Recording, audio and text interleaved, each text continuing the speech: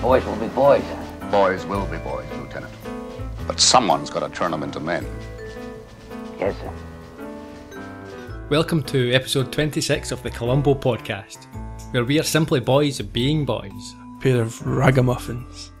Are we not men yet? Well, it's debatable. I'm still a young thing. Oh, not again.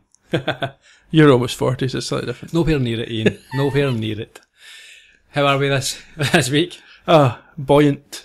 Really? Oh, I'm in a good mood. That's good. Yeah, Too much to change. Too much coffee? It's entirely possible. We had an interesting episode this week. Yeah. Oh. Detect a slight disappointment in the voice there. I'm not a huge fan, I have to say. That won't go down well. This is one of the we'll big get episodes. I mean, the mechanics are fine. There's just bits and pieces, but Okay. yeah. I enjoyed it. Okay. Do you fancy going over the concept again, Ian, of the podcast for any new listeners? Well, we're 26 episodes in, so hopefully folk have been listening from the start. But for anyone who's new to the show, it's a very simple concept. We're listening to the episodes of Columbo in broadcast order, one by one. I've never seen them before, so each week we go into these shows. I've watched the episode for the first time. I've not watched anything that follows it, and I'm commenting on the episode as it lies in the sort of continuum of episodes. Gerry, on the other hand, has seen all these episodes on numerous occasions and knows lots about them, so he's able to provide a little bit of trivia. Is that not right? That's correct, Ian. I think, it is interesting getting your view on how it stands up in today's sort of TV society, how things change, and I am seeing things through your eyes as well. So sometimes I'm seeing things afresh, things that I have not experienced before. So it's quite interesting for Hopefully me as well. that's the same experience for the listeners then. That would be a good thing. I think that would be objective achieved if that was the experience that listeners perhaps found different and new ways of looking at episodes, which they also may have seen several times before. We've certainly had some feedback along those lines, which is greatly appreciated, and we really do enjoy hearing from people who enjoy the show. Yeah. So if you are enjoying the show and you've never let us know, then feel free. Yeah, feel free. iTunes reviews, always welcome. Yeah, if you're listening and you don't enjoy the show, never mind. Why are you listening? It's not exactly a short podcast. I know. I don't like it. I've spent 73 hours of my life listening to this show that I hate. I really don't like Columbo. I thought it would be better than Never this. watched the Columbo episodes. I hate this podcast. I think we should probably start the episode then, Ian. Maybe. In fact, before we're doing one more thing. Oh. What date does this episode go out on, do you think? 28th of what? May. Does that, or does 28th of May mean anything to you? Is it an important date in your calendar? Now, I have got a big red ring around it, and I'm not sure why. I think the 28th of May, for me, personally, it could only mean one thing. What's that? Mrs. Ian Baxter's birthday. I'm not sure that in the 21st century you can refer to a woman by her husband's name. Don't know her first name, unfortunately. We've not been provided with that, so it's simply Ian's wife. We would like to say, Mrs. Ian Baxter, have a happy birthday. Happy birthday. No idea what age she is, but I'm sure she only looks about 21. Well, I would be shocked if it was otherwise. Mm-hmm. So, yeah, have a great one, and thanks for continuing to listen to the show. And for all the support. We shall move on. Ian, let's talk about Columbo. Let's talk about Columbo, and let's hear this week's summary.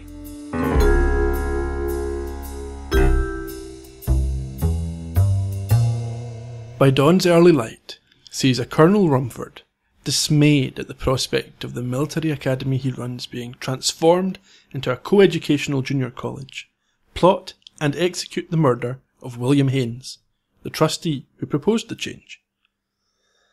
Columbo is on the case immediately, working his way from a single thread to a coherent explanation for the murder. A single bottle of cider threatens to expose Rumford, but can the lieutenant close the case before he receives his marching orders? Oh, very good. Marching orders. You're getting better at this, Ian, aren't you? Do you think these up? It's a skill, isn't it? We start in a house which we come to learn is Colonel Rumford's house. And we see a camera move down a hallway, a sort of POV shot, isn't it? Yeah, we don't see this again in the episode, but we open with this sort of atmospheric Really reveal. liked it. Reminded me of a horror movie. Even Sure. something like Halloween. You're expecting to see someone with a knife. Michael Myers something style. dramatic or horrific at the end of the corridor. We then the camera comes to rest on a man who is sweating profusely as he removes gunpowder and adds rolls of looks like plastic explosives to a very large shell or bullet. Yes, he does. I said it looked like clay, or Play-Doh, or like it's that same sort of look and feel. It looks, yes. He rolls it in his hands and he's sweating profusely, so we assume that there's a risk of explosion. Yeah. So he wipes down this shell and himself with a cloth and then washes the remaining powder down the sink. Yeah. He checks his watch and we see that it is around 6:05. It's just after a.m. yeah.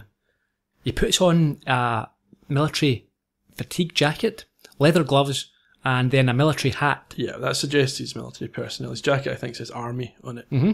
He then conceals the shell in his jacket and he leaves the house. Well, at this point we get a continuation of the credits. Now, they started, and they have done for now over a season, coming in right at the beginning. They did again in this episode, but they took a break while this man, who we learn is Colonel Rumford, worked on the shell, and then resumed with the name of the episode as he went to leave his quarters. He leaves the house and we see it is on some sort of army barrack, but we understand it to be a training academy. Yeah. For cadets. That's right. We then go to an arms room.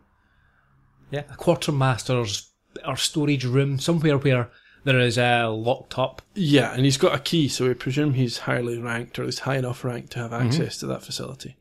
And what he does is he places this shell into a box, and at the same time he removes a cloth, a rag. Yeah. And then he padlocks the box shut again. He does. And we go to a parade ground. Or field. Now, I wasn't sure if he removed the rag there, or if that was the rag he'd used to wipe the shell clean in the first place. Do you think it was a new rag? I think what I think it is there will be a cleaning rag left with the shell. Right. Perhaps. Okay. To clean it. So he's removing that so that it looks like, in the future, the one that's being left in the cannon. Right, instead of being the place where it ought to be. Yeah. Okay. But that doesn't come up, they don't mention that. Nope. So we go to the parade ground and we see this same man approach a very large cannon. Yeah. And he wedges the cloth, this rag, down into the turret or whatever it's called. Yeah, the note I took was that I'm guessing this is a ceremonial event that he's going to make a little more explosive than intended. Mm-hmm. Did you anticipate that immediately? I did. And the next bit was a bit obscure, but what we come to learn is that he sees a bottle of cider swinging in a window. He looks concerned about this and leaves. Yeah, we see him notice it. We don't know what it means at this point. We don't even know it's cider at this point. No, could be. Well, what else could it be that colour? I wasn't sure. I thought maybe urine. Maybe it's a joke, yeah. Looks like maybe an Animal House style joke where there's going to be an exploding bottle of something weird. Yeah. What I also noted about in this scene is, again, very chancy. He's in the middle of a parade ground, and he's wedging something into a cannon in daylight. And he's doing this at 6:07, so we assume they wake up not long after that. There could well be someone awake. Yeah, but there might just be someone up having a smoke, or for whatever, not having a great night's sleep. This is in the middle of the rooms, hundreds of rooms, all facing onto this. There's a high possibility that he would get spotted. An incredibly stupid thing to do. Well, it's careless. Very. Chancy, like you said. Mm-hmm. We then go to these rooms, these barracks. Barracks. Barracks, okay. And it's later in the morning, and we hear the bugle, and it's reveille. Now, I had never heard of the term reveille until I had many years ago watched Dead Weight. Right. Because General Hollister mentions it in that episode, and I had to. This is before the internet, so I didn't know actually what the word was. Right. I thought it was reveille they were saying, and it took me a while to. I think I had to put subtitles on back in the day, and then go to a dictionary and find out what reveille was. We're in Rumford's quarters again, but he's in bed, pretending to be asleep. Yeah. A cadet arrives with a coffee for him, and he's just apparently getting out of bed. Well, he may have went back to bed. No, in fact, he couldn't have. Well, this is a 6:30 wake-up call. He's not had much time to do that. The cook hopes the coffee's strong enough and to his liking. At this point, we get the impression that he is a very sort of strict, no-nonsense person. Yep, he's a colonel. We hear that, and he's got a boodle boy. Yep. Named Miller, and he picks on Miller at this point for the condition of his shoes, which are not polished to his liking. Yeah.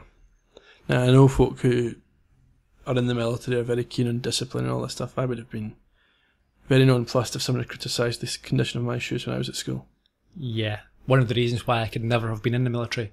All that, those disciplines of getting up at that time and having your shoes polished. Getting told what to do, I think it was a major struggle for me. Massively. So he admonishes him for the condition of his shoes, and we find out that that day is a special day. It's Founder's Day. It's not Mrs. Baxter's birthday. It's not Mrs. Baxter's birthday. That's the next time. There's 4 times when the ceremonial can. There are only 4 occasions. Yep. And he's told he actually has to report to Rumford later for punishment. Yes.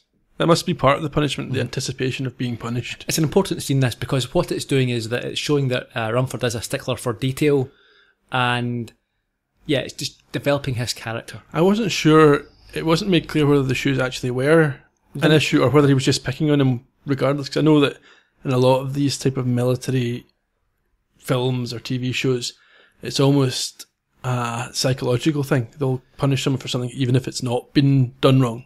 I think it's trying to, you break down the psyche, don't you, until you do what you're told. You break them down and build them back up in your image. Oh, that's it, exactly. We'll move on. So we go to Rumford's office, and he arrives this time in full military uniform. He's very decorated and senior looking. Yeah, he's advised that the guest of honour is going to be late, and he remarks on the fact that this is not a surprise. Not unusual at all. Shocked that only 2 generations separate the founder of the Academy from the present Mr. Haynes. So it's the grandson of the founder. Yeah, which is not that far removed. Not at all. He tells the secretary, or his secretary, to have a Sergeant Loomis report to him later in the day. We then go to the parade ground again, and we see a man pull up in a car. He's non-military. He's smoking a cigarette, which he throws away in disgust after viewing the cadets go through their drills. And he storms into the building. Like he owns the place. Like his grandfather owns the place. We're back in Rumford's office, and the man enters and asks if the colonel is in. Not the chicken one, though. Nope, not Colonel Sanders. He asks the secretary, is the colonel in, but he doesn't wait for an answer, and he charges through into his private office. Clearly making it known that he will not be following any kind of instruction. And what we have there is, we have a discussion, which effectively provides us with motive. I think we have a clip here. You called again last week. You asked me to think it over carefully. I have. Beginning with the fall term, Haynes Academy becomes a co-ed junior college. I see. I wonder if you really do, Rumford. This academy can handle 6,000 boys. This year, the enrollment's barely 1,100. We've lowered our so-called standards, and still they stay away. The truth is, nobody wants to play soldier anymore. The war's over. It's never over, William. There are too many people set on destroying our country. And that is why institutions like this academy cannot be allowed to die. You know the incredible thing about you, Rumford? You really believe those cliches. I think Rumford's views are ones that are still held by certain people of particular persuasions nowadays. Yes. The imagined external threat that causes overinvestment or overemphasis on defence and military and war and weapons. Mm-hmm. I'm not to get too political. No. But that is something that is very much identifiable in 2015 just as much as it would have been in 1974. Mm-hmm. We hear Haynes admit that he really does dislike Rumford, and in fact he will take great pleasure in seeing him thrown out of this academy. So it's not just the changing of the tradition, and it's a personal issue. It's a personal issue. He's personally going to affect his profession, his livelihood, his career. It's not like Rumford's pretended he likes Haynes either. He says it's people like you, William, that have made our country a moral junkyard. Mm-hmm. What Rumford then does is he goes out to get a file from the secretary, and he leaves the door open so that the secretary can hear what comes next. And effectively, he uses a bit of reverse psychology, and he gets Haynes to insist upon him in front of a witness, telling him that he insists he shall fire Fire the cannon. But that's an unusual one, because we're going to come back to this, and Columbo identifies Rumford as the man who would normally be expected to fire the cannon. So even the introduction of Captain Loomis at this stage is unusual. It wouldn't be what had been expected. We go back to the parade ground and we see marching bands and large crowds. We see a cadet load the shell into the cannon. The band creates great tension as we watch Haynes approach it, because we know what's in store. I thought this was a fantastically, great scene at creating this tension, build up. It was almost Hitchcockian, because we knew what was happening. So I really did enjoy it. And then we see Rumford himself. He watches from a distance as Haynes pulls the cord. Yeah, we don't see his dismemberment, but we assume he is destroyed in a brutal and graphic way. It would be quite nasty, wouldn't it? Oh, yes. That's not a single shot to the head. I think this is one that's going to be living long in the memories of the people who have witnessed it, though none of them seem to mention it much during the rest of the episode. Well, we hear the crowd scream. We do hear that. We do hear that. We see a quick explosion, but the camera obviously. There's at least another 5 minutes of the episode before they're completely recovered. Interestingly, though, Rumford is being chancy again here, because he shows no reaction in full public view. Yeah. On the steps of the school. In fairness, everyone's eyes will be focused on you would act. expect so if they act naturally. Sure. We go to the parade ground. Well, we're still at the parade ground, and it's now a little bit later, and it's a crime scene. Columbo's there. Columbo is there. It's an immediate cut to Columbo looking around the parade ground, and there are cop cars around, other uniformed officers doing what they normally do. First question, why is homicide there? For all intents and purposes, this has been an accident in front of many witnesses. Why would Columbo be asked to attend? I don't know. I think it's a question you could ask in quite a few episodes. Yeah. It could be that a personal favour was called in. Sure. It could just be give it the once over, just make sure you're not busy today, Columbo. You're not solving any other crimes. Yeah. We overhear explanations. So it was an accident, it was an old gun, it was only a matter of time. This is an interesting theory that doesn't really get followed up at all, that it was an old gun, and someone says something like this was bound to happen. Yeah, that's an odd attitude, isn't it? It is, and Columbo never really investigates what he meant by that. It's almost as if they're playing Russian roulette with this cannon. Yeah, we'll fire this every year, 3 times, and then every night we'll get a student to do it, but one day it's going to blow up and kill the person firing it. We then have a trope. We hear and see Rumford asking for Columbo to be removed. He doesn't recognise him as a cop. Yeah, they have a couple of these tropes in this week, but they don't overplay them, and I prefer that approach to some weeks it's kind of laid on with a trowel, a little bit thick. Yeah. But this week was fine. I was quite happy with the nod to the tropes. Yep. So they're briefly introduced, and we see him, or we see a complete opposite in terms of appearance and sort of superficial attitude. I think this is nice. These two, this is why I like it. I think this is why it's a really strong episode. We've got two, as I said, what appears to be opposites here. A very well turned out, very regimented, by the book person, and the rumpled, messy, cluttered cop. Yeah, opposites, yeah. But it's Columbo who's working here, and he's doing an odd thing. He's using his foot, just kind of waving it over the grass in a very detailed study, miraculously finding a tiny little burnt out piece of cloth in a giant field. Yeah, that's the sort of first clue, isn't it, he has? No, it's not. It's the second clue. Because he's already found this shell with the thread attached to it, which is why he's looking for a bit of cloth. Okay, yeah. And therefore, it's maybe not such a miracle that he finds one, because we know he's kind of got an idea. Yeah, we next go to a chapel. This bit is a little bit dodgy from my point of view, from an ethics perspective, from a reasonable human being behaviour perspective.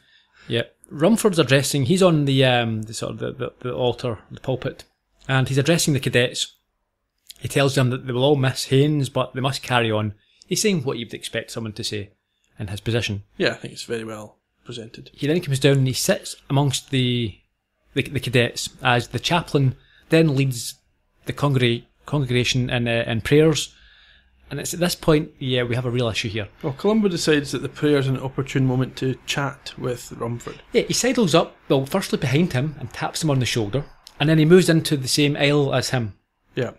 And he starts to question and interrogate the man. During a prayer. During a prayer. Now, I remember doing this at primary school, You chanting would during get prayer, your- and I got into so much trouble. It's a no-no. And there's no need for it. They're not going anywhere. Wait Yeah. until the service is finished and then have your chat afterwards. I mean, I understand Columbo likes to catch folk when they're not prepared. They're not being defensive. There are a few times when Columbo, like last week, we had taking pictures at a Funeral, yeah. funeral. At this point, Columbo's no idea that Rumford is guilty, but even if he did, wait 10 minutes. It's not urgent. The information that he needs here he could get a little bit later.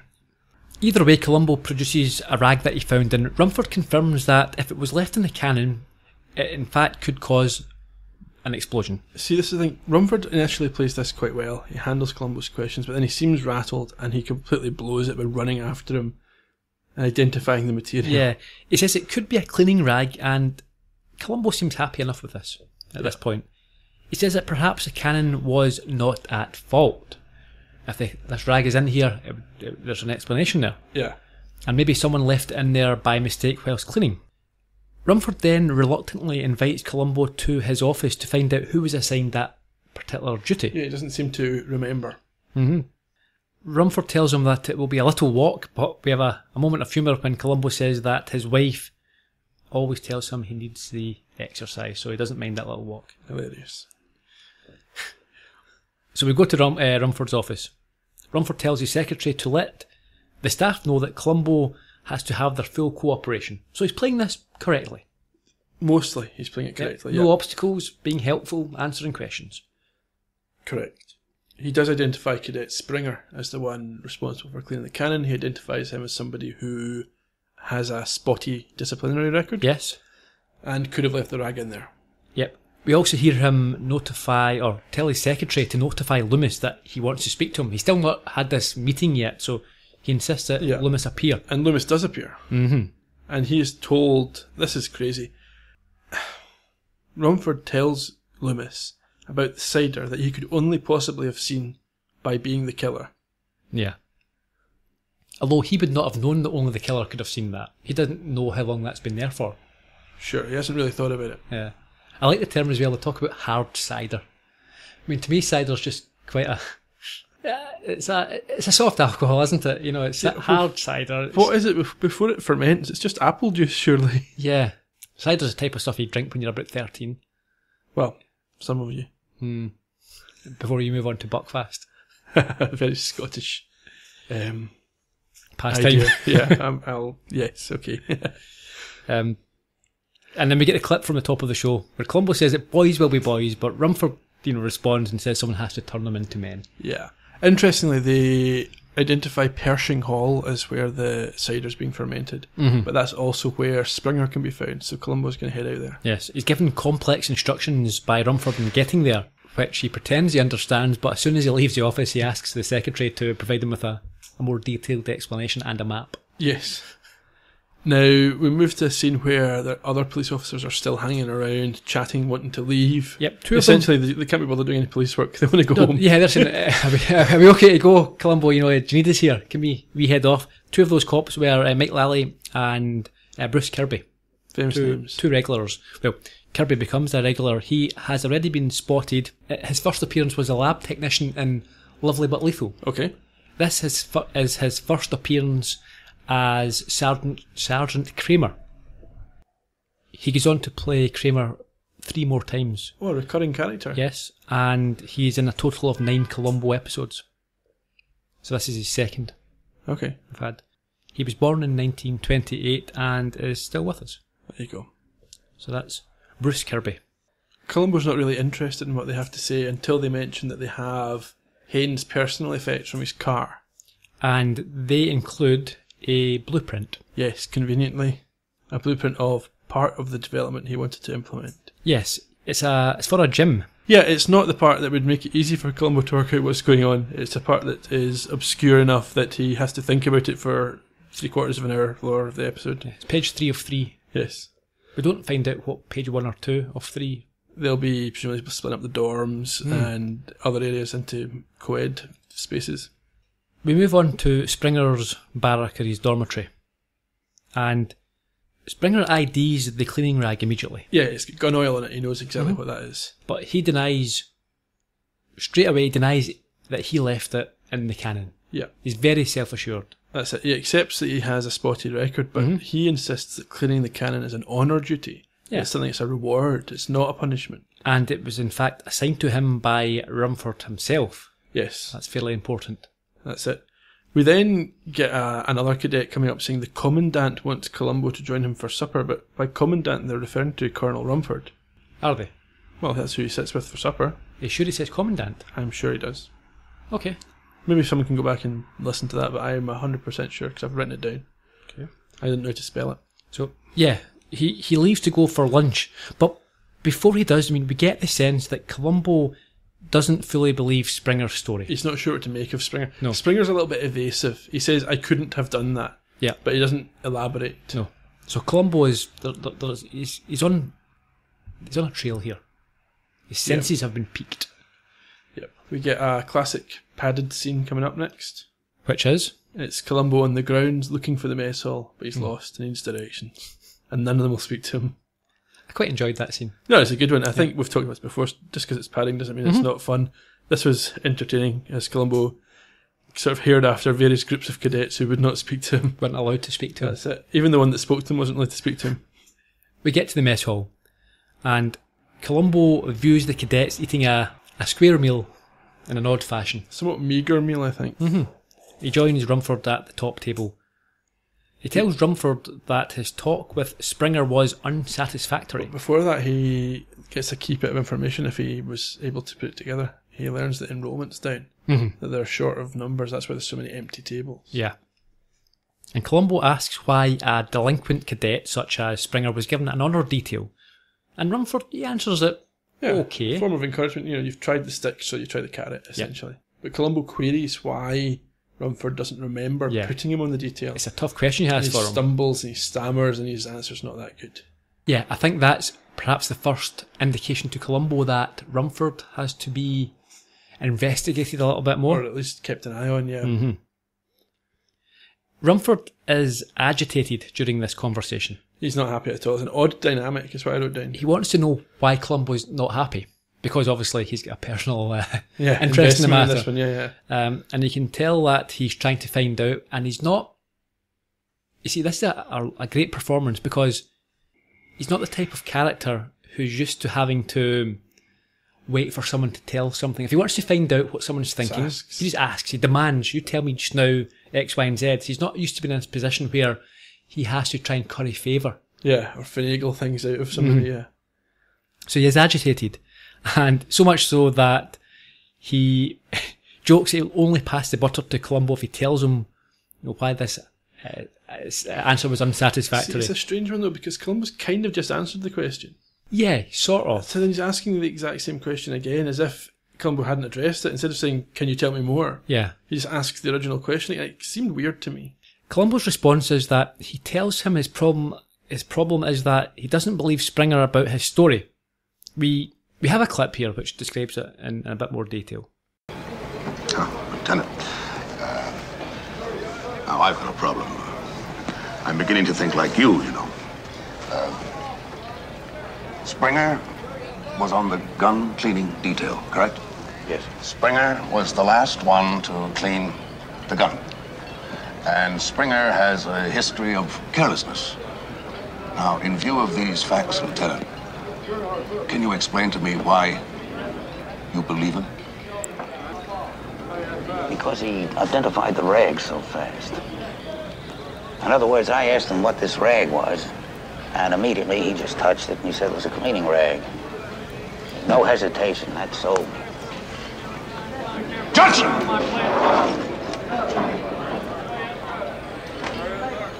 Beware of an excess of compassion, Lieutenant. I have no desire to destroy this young man any more than you do. But he was guilty of negligence, and his carelessness cost a man's life, and irrespective of whatever action you choose to take, he is going to be severely disciplined right here at Haynes Military Academy. It's interesting at this stage to draw the comparison. Columbo states explicitly here, the thing that convinced him about Springer is that he immediately identified the cleaning rag. And that's a direct contrast with Rumford. in the church who didn't immediately identify the cleaning rag and then came running after with the information. Yeah. And that's a key distinction there that Columbo's maybe picked up on. And I think the fact that he is quite keen to accept Springer's guilt immediately, and it's almost as if he's trying to convince Columbo that he's a guilty party. He's not standing up for one of his cadets. Yeah, but then he later does, which is a bit bizarre. That turnaround is another major clue. Yeah. Loomis shows up, and the Colonel presses him on the cider, and he's really quite angry about this cider. Yeah, he publicly reprimands him for the lack of progress on the cider issue. I don't know if that's... It's only a couple of hours since he has to look at it. Then he retires to his quarters. That's Rumford done. Well, Columbo has one more thing. Rumford suggests that they walk and talk as he leaves. And Columbo, I noted, every time I watch this scene, I do notice that Columbo sits down with his food, doesn't eat anything off it. So as he leaves, he grabs a couple of rolls and shoves them in his pocket. See them again later on. Rumford was played by the fantastic Patrick McGugan. He died in 2009, aged 80. This was the first of 4 Columbo episodes that he starred in. He directed the other 3, and he also directed 2 others that he didn't star in. It's interesting. Yeah, so the firmament. Yes, he definitely, as I say, a latecomer. Yeah, late-ish, yeah, but a Columbo heavyweight. Okay. He won 2 Primetime Emmys, both for his appearances in Columbo, and this performance being one of them. That's interesting. He is most famously known for playing number 6 in The Prisoner. He was also in Braveheart, Escape from Alcatraz, and Danger Man, amongst others. You'll be interested in this scene.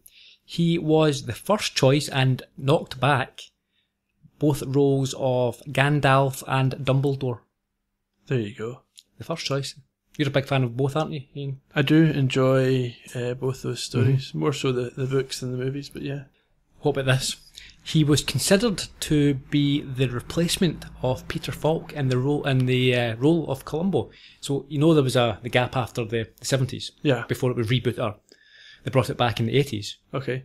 And I think that was because Falk wanted to take a break, etc.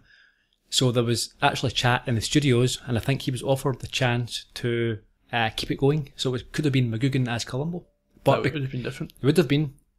Very close friend of Peter Falk's, and turned it down on that basis. There you go. He also, what about this? He turned down the roles of both the Saint and James Bond. Both went to Roger Moore. It's quite remarkable that he turned down so many big roles. He had such a successful career. Yeah. He retired from acting after his last Columbo performance. I think he'd done a couple of voiceovers too. Treasure Planet was actually his last performance, but his last on-screen performance was his last Columbo. It's interesting because he probably wouldn't have survived long enough to play Gandalf or Dumbledore for the full extent. And, well, obviously the original Dumbledore didn't survive either. Yeah. Well, 2009. I don't know where that falls in the... Well, you would have had the original Lord of the Rings movies completed, but not the Hobbit movies. And you would only have been 2/3 of the way through the Harry Potter movies. So Michael Gambon would still have had his opportunity. We go back onto the parade grounds, and Rumford confirms to Columbo that he personally fires a gun 3 times per year, once being on Founders Day. Columbo indicates this probably suggests he was the target of the killer. Well, yeah, this is an important scene, yeah, because Columbo, as you say, I don't think he believes it himself, Columbo. I think he's planting this seed to see what the reaction He's done might that be. often in the past. Rumford says it is a ridiculous idea and that Columbo's been working too hard. I like this. There's a bit of self-awareness here. He says that not every murder, Columbo, is a homicide. And I think that's quite a nice piece of self-awareness for the show, because obviously every murder Columbo gets involved in is a... Well, if it's a murder, it's a homicide. every death, is a homicide. There's never anything simple and straightforward, is there, for Columbo? No. It'd be boring to watch if it was. Well, they probably don't film the ones. I think we've said this before. Where if it's not a murder, they don't put it on telly. Oh. So you should only be worried if you're the killer and Columbo turns up with a camera crew. That's the one. Columbo asks at this point if he can have a favour. His wife's away, apparently. Yeah. So he asks if he can spend the night there. And Rumford offers him initially the guest cottage. Yep. He's not interested in that. He wants the quarters with the cadets. Yeah, I think he wants to relive his army. Well, we know he was in the army before. Yep. He wants to remember the young cadets. Yeah, so relive his army days, some of his youth. He's assigned to Pershing Hall, which is where Springer stays. So I think he's hoping he might get to speak to some of the kids there. We get to Pershing Hall and Columbo's talking to Loomis, who tells him that Springer is on punishment detail and that he was in fact responsible for the gun. We then go to Columbo's dorm, his room. Yeah, he asks a couple of folk for a match and nobody smokes. He asks Cadet Morgan. He's already asked, I think he asked Loomis first and then he asks Morgan. And this is annoying to me because in about 3 scenes time he produces a lighter from his pocket when he's asked for one by the Colonel. My guess here, off the top of my head, Columbo's trying to establish who the rebels are, who the bad boys are. Why did he ask Loomis for the match then? Yeah, just to see what the responses are. Perhaps Loomis is involved. The cadets with the cigarettes and the matches, maybe the type of guys who will know more about what's going on. Okay. Anyway, yes, Columbo explains to Morgan that things have changed since he was in the army. Yeah, that back in his day there was 20 or 30 of them in one big room, and this is actually quite civilised, private, yeah, and he may have had a nicer time if it was like that in his day. Yeah, and he asks Morgan about the blueprints, and he's told that there's not going to be a new gym. The current one's only 7 years old, and that wouldn't make any sense. So Columbo's now got his interest piqued on this one. Yeah. Morgan was played by Bruno Kirby. Okay. Son of Bruce Kirby, who played Kramer. Father and son duo. Bruno Kirby was far more famous than his father. Okay. Unfortunately, he died in 2006, aged just 57, from leukemia, I think. Oh dear. But he played the young Clemenza in Godfather 2. He was in Donnie Brasco, When Harry Met Sally, Good Morning Vietnam, The Freshman. I love Good Morning Vietnam. Yeah. It's a great movie. The Freshman with Marlon Brando. He was in City Slickers, and this is Spinal Tap, amongst others. He was in an awful lot of things. Some high-profile movies there. Yeah. My feeling is that the blueprints, at least at this point of watching the episode, my feeling was the blueprints were what were going to tie down the motive for Columbo. Yeah. We are in the Columbo's dorm, and it's middle of the night. He awakes with a start, still wearing his trousers, and he eats a roll. Eats a roll because he's famished. Yeah. He goes to the phone box. In his vest. In his vest, yes. Why is he sleeping in his trousers? Privacy, I don't know. Yeah. Maybe it was just for the convenience of TV. He couldn't show. Columbo in his pants. Can you imagine? We know what Columbo's jacket's like. Can you imagine the state of his Y-fronts? Undercrackers. Nicotine stained jello. I don't want to even think. Let's move on quickly to Officer Corso. Yeah. He goes to the phone box. He phones Corso at home at about 3 a.m. and he mentioned earlier how neighbours some distance away had complained about the explosion. Yeah, I think he's just running this through his own head. He's only calling Corso just so he can say it out loud. And Corso's not impressed. No, he can't understand why, as the cannon goes off every night, that they would complain this time. But surely the answer is obvious. It exploded this time. Yeah, that's what Corso tells him. Yeah. And then he tells him to go back to bed, essentially. Before he does, he calls ballistics. Well, we don't need see that call, but we see him looking up the phone number for the ballistics expert. And then in the morning, he's woken roughly by a physical intervention. Yeah, we hear reveille again. Everyone is up and is shouted at, and Columbo is slapped in the stomach or the back. Yeah. I thought it was quite funny. He got quite a shock there, didn't he? He puts on his Mac to go to the bathroom, and he notices marks on the air vent and on the sink, which give him an idea where the cider might be. Yeah, he asks also Morgan for a pair of socks. And Morgan says he can get him some socks, but not for a while. Yeah, he's not done his laundry yet. He does his laundry on a Monday night. But the other thing Morgan's got is a ring around his neck. Pledge ring. Yes, he's got a girlfriend at Sweet Valley High, or Valley Spring, as it's called. We also find out that Springer had one himself. Yeah, well, Columbo recognised the ring as being something that Springer also wore around his neck. So Columbo is starting perhaps to understand why or where he's got a bit more information. He has. There's a almost tasteless bit here where the ballistics guy's called Kennedy. I didn't pick up on that. But anyway, yes. We're on the parade ground and we see Rumford. He is overseeing a cadet display, a drill. Columbo arrives with urgent news. Ballistics have found traces of gelignite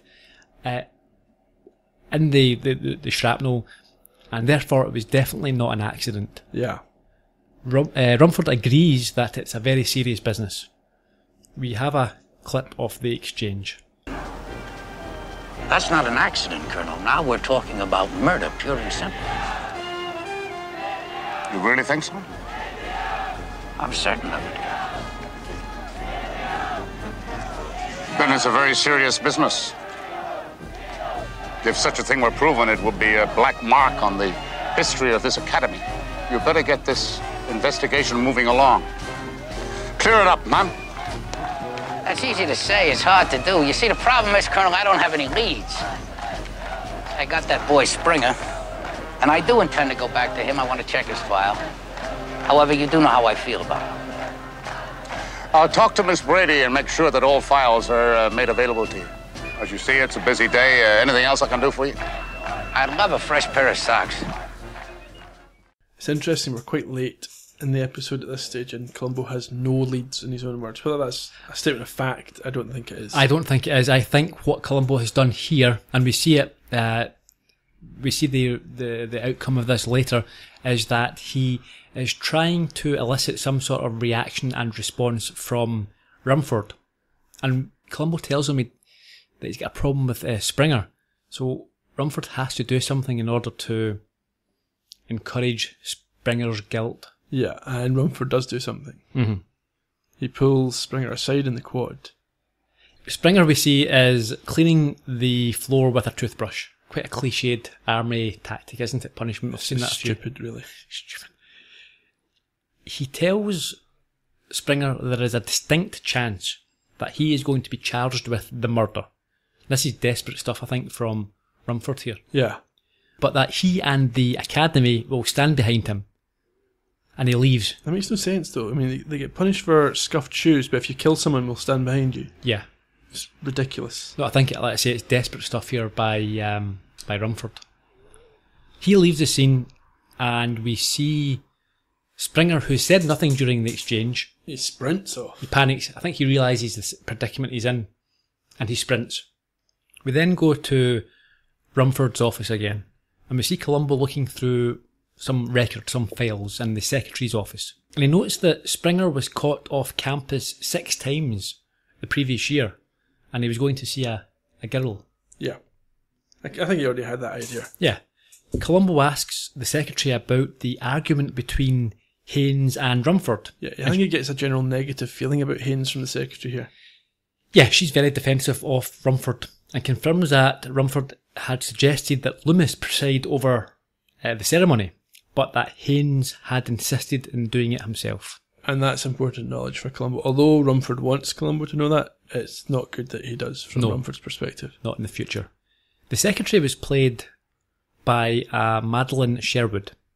She was born in 1922, known for Cat in a Hot Tin Roof, The Flying Nun. She lost her hearing, most of it in the 1960s. Oh dear. So she was almost totally deaf. Huge civil rights activist, she worked alongside Martin Luther King. She was arrested during a freedom walk and received 6 months hard labour. And she was also blacklisted during the McCarthy witch hunts. Well, there you go. So there we go. Interesting fact, apparently, Martin Luther King born more recently than Bruce Forsyth. Yeah, I think I've heard that before, actually. Yeah. It's a good one, isn't it? Mm-hmm. We go back to the parade ground, and Columbo has the blueprint outside the gym, and a platoon leader stops to help Columbo decipher it, and he's confused that the plans don't match the reality. Yeah. And then we see Loomis arrive, and he tells Columbo that Springer has disappeared. Yeah, Columbo's got an idea how to find him. Mm-hmm. Yeah. This is an uncomfortable scene from a 21st century perspective. Yeah. We go to a girls' school, and Columbo arrives, and he says to a girl outside, he arrives in his car, and he says to a girl outside, "Excuse me, I'm looking for a girl."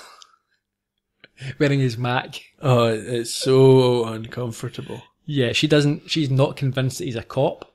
Even at the end of the conversation, she's not convinced he's a cop.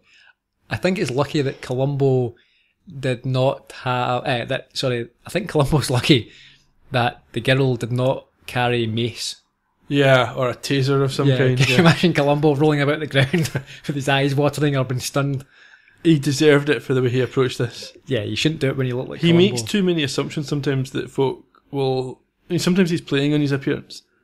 And other times he expects folk to realise. It's fine to play in your appearance when you're talking to a multi-millionaire murderer, but to schoolgirls... A schoolgirl, you don't play in that appearance. Listen, that was out of order. He should have had his badge out straight away. Yeah, so he wants to know where Susie is. Susie is the girl that Springer had been seeing, and she tells him that she is on the bus, but she's just left. So Columbo follows this bus of schoolgirls. Yeah, he's following it at a crawling speed, waiting for this girl to get out of the bus so he can follow her further. Yeah. And as he leaves, the girl still questions whether or not Columbo is a real cop. Is that a real badge? But yeah, no, he follows the bus and Susie gets off the bus. At a dockside or marina, it looks like. Yeah, Columbo keeps following her in a creepy way. We see her go into a boat and we see that Springer is there. Yeah, Columbo then makes his entrance. Well, we find out that he's about to flee somewhere else, and she's trying to persuade him not to. He's not going to get away now. No, and Columbo just appears. And we don't see what happens at this point. Interestingly, the girl who played Susie, the girlfriend, was played by a Karen Lamb. She died in 2001, aged 49. Oh. Yeah. Interestingly, she was married twice to Dennis Wilson of the Beach Boys, who himself died in 1983. So she was married to him from 76 to 77, and then again from 77 to 80. Okay. She'd previously been married to, I think, the keyboard player from the band Chicago, and she had met Dennis whilst both bands toured together. They returned to Rumford's office. Mm-hmm. Columbo was waiting in the office with Springer, who admits that he was off campus and did not clean the cannon. At all. Exactly, so he certainly could not have left the rag in it. And Columbo confirms his alibi to... Yeah, as a third party, I'll back it up. Yeah. So Springer's then confined to quarters by Colonel Rumford. Mm-hmm. Columbo apparently then compliments Rumford when admitting that Springer told him about his promise to stand by him. Yeah, I think Columbo's just pointing out that he knows about this. Mm-hmm. And we see that this upsets... Yeah, he's not happy, he's a bit perturbed. Columbo then reads from a file about a cadet who would do the opposite of what he's told to do. And Rumford assumes that it is Springer's file. But no, who is it? It's Bill Haynes, as he's suddenly getting called. We have a clip. I keep thinking about this file. What it says. This is a very obstinate young man, strong-willed and opinionated. It's as if he goes out of his way to take a contrary position. Tell him that snow is white and he'll say that it's black. In this sense, his reactions are very predictable. Springer. Springer. No, sir. This is not Springer's file. No, this is one of your old files. This is William Haynes' file. That's interesting. What's interesting, sir? That at age 16, their characteristics should have been so similar. But Mr. William Haynes grew up to be a man without convictions. I have higher hopes for Mr. Springer. When I think of Haynes and Springer and I think about this file, the fact that their reactions are predictable. So what we establish is that they've got a similar personality. They react in similar ways, both Springer and a young... But Columbo's also putting that together with the information he got from the secretary about the reverse psychology. Mm-hmm. Columbo then asks Rumford who had keys to the arms room, and Rumford confirms that Springer did, the officer of the day did, and he himself would have master keys for everything. They never confirm who the officer of the day is. I assume that's like employee of the week. He maybe gets a wee star. Mm-hmm. I don't know. Columbo then suggests that they perhaps should be looking for an expert in explosives, and asks if Rumford is one such person. And he confirms that he most definitely is. Yeah, but says there'll be plenty of them on campus. Mm-hmm. Although, would you have that on a military cadets? It's not. Why would you? Who knows? Yeah, maybe the staff. Suppose. Columbo then asks if there is anyone who would want to kill Rumford, and Rumford says that there's none. Not in the past and not in the present. And then Columbo suggests that maybe he was wrong about things. That maybe he's overcomplicating the matter. Yeah. What they do know is that Bill Haynes was killed. So maybe someone was trying to kill Bill Haynes. Rumford, I think at this point, understands what Columbo, or where Columbo is going. Because he then tries to get friendly and make some sort of connection. He brings out his expensive cigars. Mm-hmm. Yeah, he says, have a quality one for a change. Yeah, and this is where Columbo pulls out the lighter that I referred to earlier that he had all along. He then asks if Columbo has a first name. And Columbo says he does, but it's only ever used by his wife. So we're not getting that answer. I already know. Yeah, I'm wondering, although it's, we're 4 seasons in, we're looking back knowing that we don't know Columbo's first name. But during the original run, was it ever anticipated that this would be presented? No. Maybe when you're watching this for the first episode, you think, we're about to find out. I don't know, because we don't get because we're watching it week after week, we don't get the anticipation of the mid-season breaks or the 2 weeks off between episodes because of the other Mystery Hour shows that are going on. Mm-hmm. Rumford continues trying to ingratiate himself with Columbo. He says they both have similar jobs. And another funny sort of line here, he says, look, we both wear, I wear a uniform and you wear and then he looks at him. Yeah. Well, it's a sort of uniform. And he then talks about what they're going to do when they hang up their uniform, when they hang up their badges. He's trying to create an empathy here, a relationship. Build a connection. Yeah. So I think Rumford does understand the peril that he is potentially in. Maybe he thinks that Columbo doesn't himself know, but that he suspects Columbo is getting on there. The path, yeah. Yeah, and he's trying to dissuade him from that. Maybe. I wonder if it's so that's the thing. Was that what he was trying to do? Was it purely strategic, or was there a genuine connection there? I don't think there was a genuine connection at all.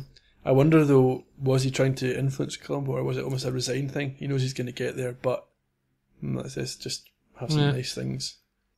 We head back to the courtyard, and Columbo approaches Rumford, who seems distant, almost manic. Yeah, it was like he was inspecting a vacant dormitory. Yeah. He rants to himself about how times will change and the army will be the best in the world, and Haynes Military Academy will help in this. I think he's deranged. He is a little bit deranged. I think he's starting to lose it. Yeah. He's perhaps under a bit of pressure.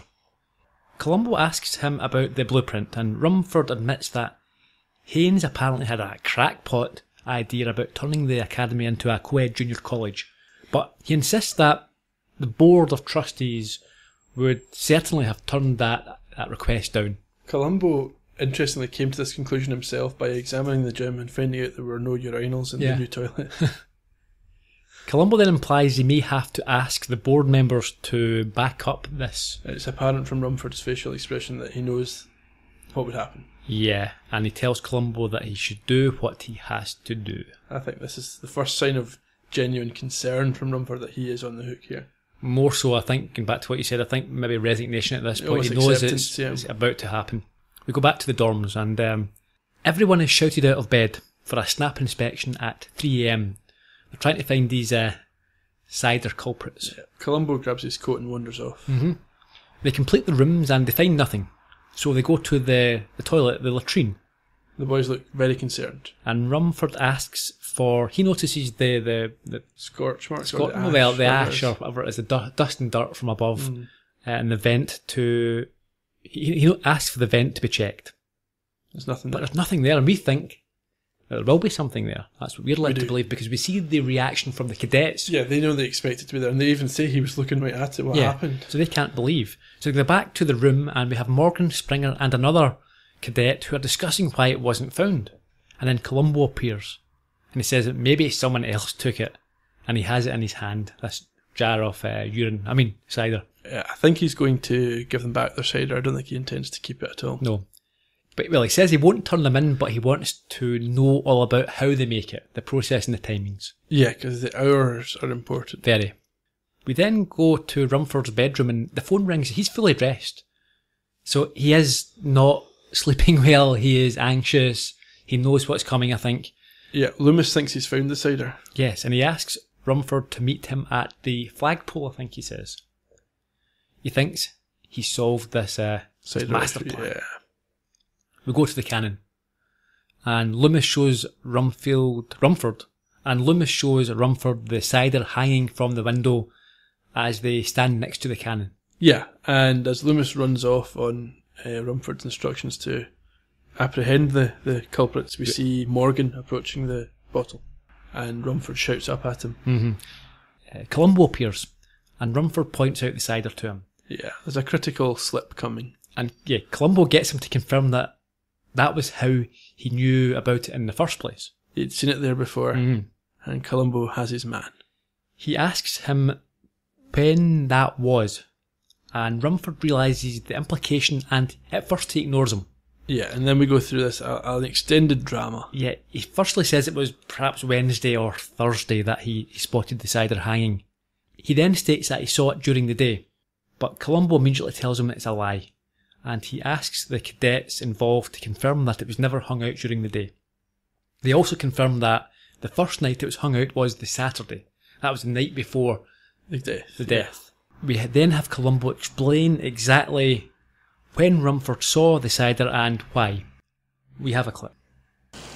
Daybreak came at 6:15, and the cider jar became visible. And it was visible until 6:25 when it was pulled in the window. And not only did you see it at that specific time, Colonel, but you had to be standing in one specific place. That's right, sir. You see, you can't see the window from here. The trees cover it.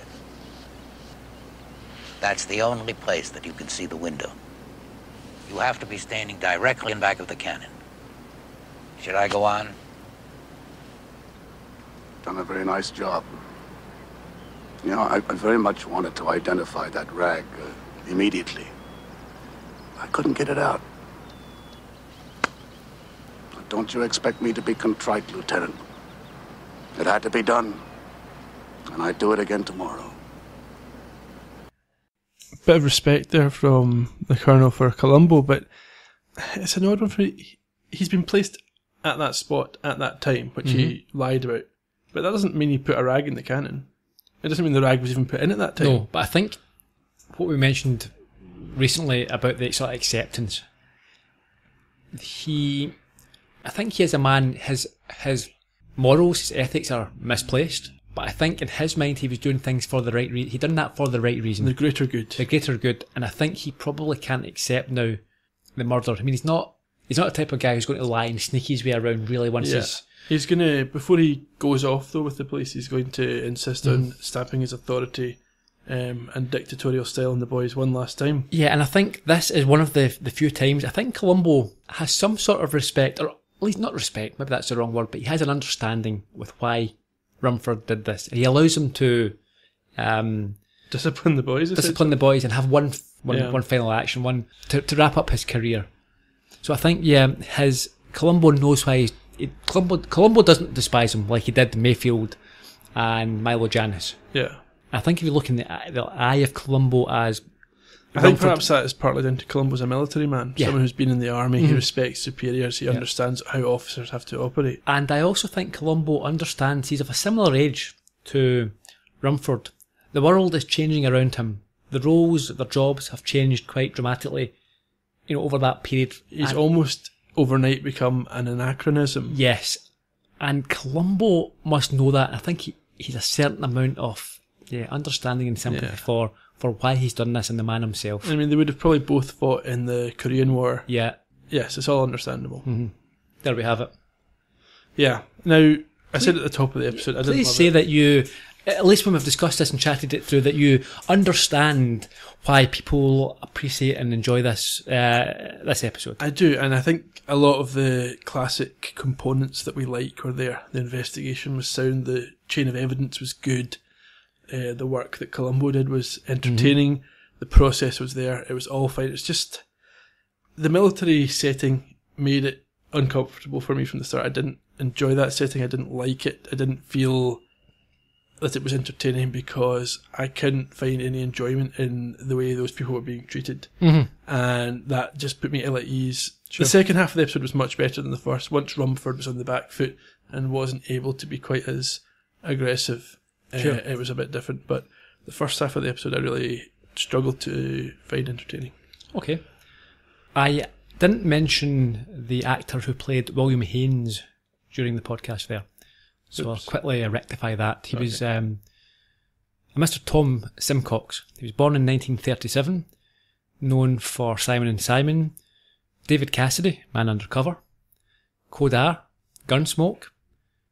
Now, a couple of interesting pieces of trivia. William Smith, who we've discussed before, the tough guy, legendary tough guy actor. Yeah, your favourite. Yes. He claimed that Simcox saved his life after cutting himself in the Venezuelan jungle while filming Piranha. Simcox held the bandage or the padding tightly on his cut until he could get a boat back to safety. So there you go. A hero. A hero. He saved William Smith's life.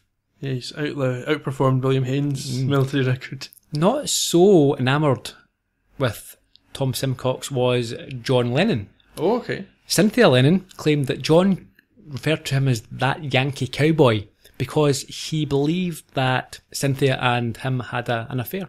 Well, there you go. She denies it, but John Lennon was not a fan of Well, you Tom wouldn't be Simcox. in that scenario, would she? No. So there we have that. Some production info. Do you want to do the motive and stuff first? Or do you want to do Well, let's do the production info Okay, first. production do info first. We'll come back to the big drama. 27th of October 1974 was the original air date at 98 minutes. I think a lot of these episodes are the longer This whole format. season seems Yeah. to be that way, yeah. Director was a Harvey Hart, who died in 1989, aged 61. The first of 4 Columbo episodes. He was also known for directing Peyton Place, Spencer for Hire, and an episode of Star Trek. Ooh, original series. There you go. Howard Burke was the writer. The first of 2 Columbo episodes this was for him. It's a break from Peter S. Fisher. He was in, he wrote the new Mike Hammer TV show, some episodes of that with Mickey Spillane, Yeah. Macmillan and Wife, Mission Impossible, amongst others. There was some controversy around this episode. Patrick McGugan claimed, or made big claims, that he effectively wrote this episode, that he had to rewrite the script, and basically rewrote so much of it, it was his own work. Burke has denied this furiously. Says it's nonsense. Now, what he says is that the Writers Guild, I think there's 2, I think there's an East Coast and a West Coast, Okay. but they effectively arbitrate and decides who gets credit for TV and motion pictures. Right. So it's done by a neutral party. Yes. And they say that Howard Burke, well, they've given Howard Burke the credit for Well, that. that's an end to it then. Yeah. So McGugan needs to pull his head in. This was also an episode of Columbo, one of the few which was shot entirely on location. Obviously, it was around this academy. Yeah. It was, in fact, a military academy in South Carolina. Don't know which one. Well, that's nowhere near where Columbo's normally shot. Nope. Interesting that they brought guys like Lally across. Fancy getting on to the episode review then? Yeah, let's do that. Motive. It was to prevent the military academy ceasing to be a military academy and his job coming to an end. Yeah. I've got a little bit more than that. I mean, I think, yes, that was certainly the... Also a personal antipathy towards Haynes. Yes, and it was to uphold tradition, I think, as well. It's a very romantic way of looking at it. I think he was a romantic type. He couldn't abide his life changing, the world changing around him, the military. Basically, he wanted to stop the world. He did. Clues. I'll run through what I've got here, Ian. You can tell me what I've missed. There's quite a lot here. No particular order. We've got the rag being found. Well, I think the thread first. Thread and the rag.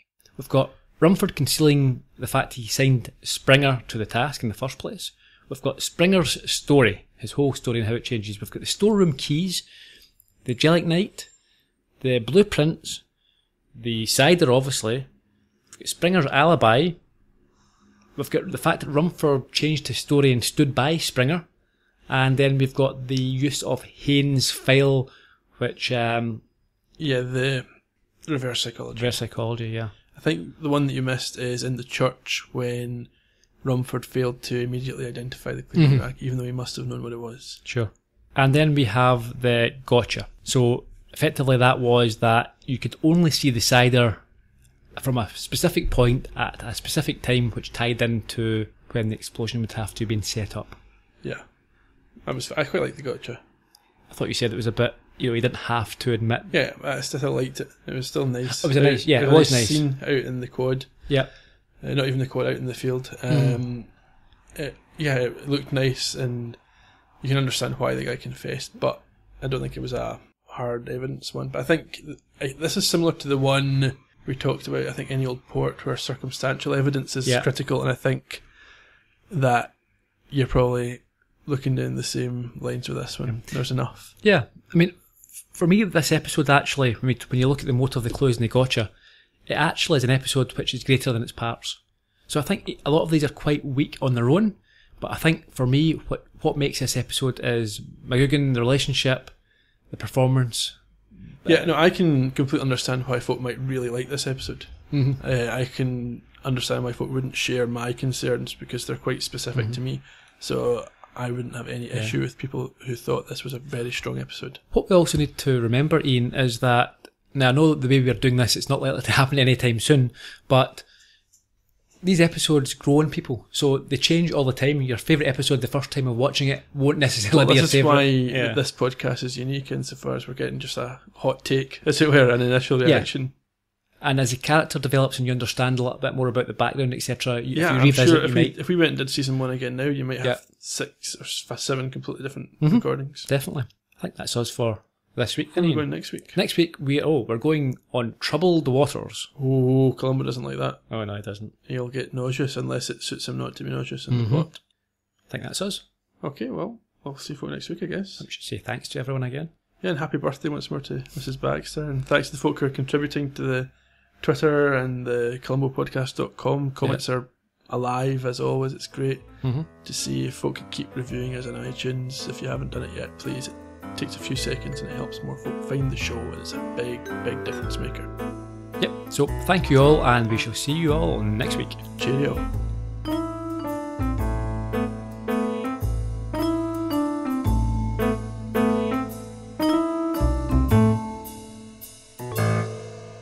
You have been listening to the Columbo Podcast from Heard Yet Media.